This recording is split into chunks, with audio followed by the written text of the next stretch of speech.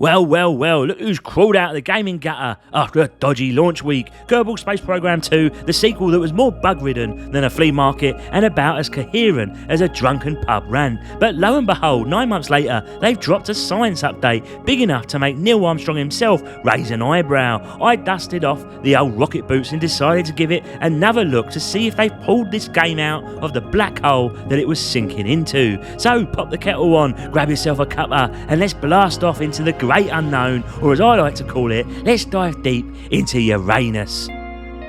So the science update does something important that KSP2 desperately needed, in that it introduces a feedback loop. At final last, there is a reason to go explore the dark depths of space. There is a reason to design rockets capable of reaching planets and communicating back nonsense research. And there is a reason to try and complete a full return to Kerbal, because what this update does, it introduces missions and rewards. None of that aimless wandering in space like a lost tourist in Piccadilly Circus. God no. Instead, you'll be asked to reach a certain orbit or planting your flag on the moon, whatever you want to call it, like it's your own personal pub crawl, with each successful mission bagging you science points. And science points, my friends, they unlock fancy rocket parts on a tech tree, which are needed to tackle even more complex missions. It's a proper tasty cycle. What this big change does, though, is that it brings back some soul, a bit of character, a dash of purpose. It's starting to shape up now like a proper game. And brace yourself, my pedigree chums, because it gets even better.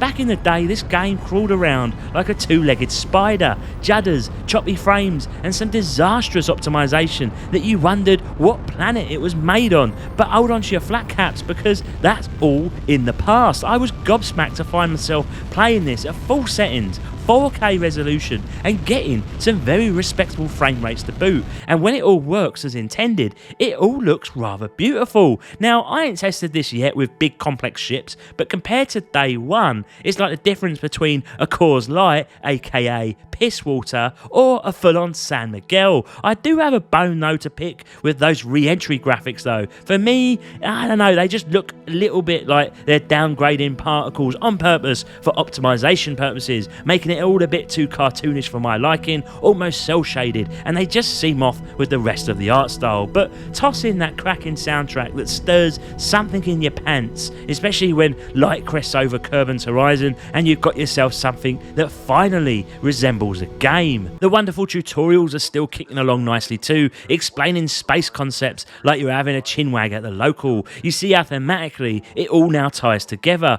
where the little Kerbal characteristics shine through like a diamond in the rough. So is KSP2 saved? Well, right in this moment in time, no. We aren't quite there yet, lads, but give credit where credit's due. It's marching down the right alley. Now, I didn't hold back initially. I thought the alpha launch was a right disaster, charging top dollar for an early access release that was more unplayable than a game of blindfolded darts. They had flashy marketing videos with epic concepts and tunes from the likes of M83, making promises that were so far beyond what was acceptable for a $50 release. But fair's fair, innit? If you're gonna take a dump on a game for being shit, you gotta tip your hat to the good bits, and oh boy, there's a fair bit of good happening right now. Plenty of improvements and enough to give you hope for the future. Let's not kid ourselves, it's still not matching though up to the vanilla version of the original Kerbal Space Program. Money management, buying space parts, that's all missing still. And what about those features that are promised in the trailer? Colonising planets, building massive habitats.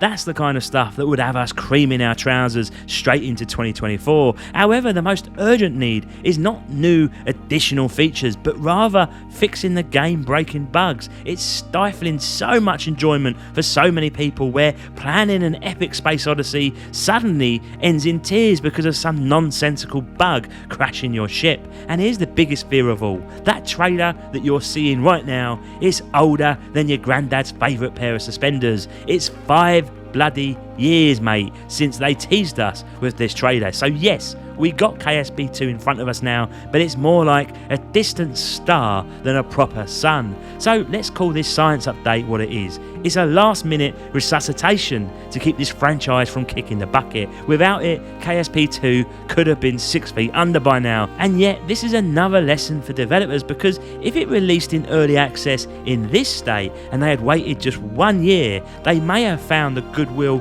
and momentum of the more casual fans to carry on through. The big question mark then is whether those people will ever return. Until next time, my lovelies, Reggie out.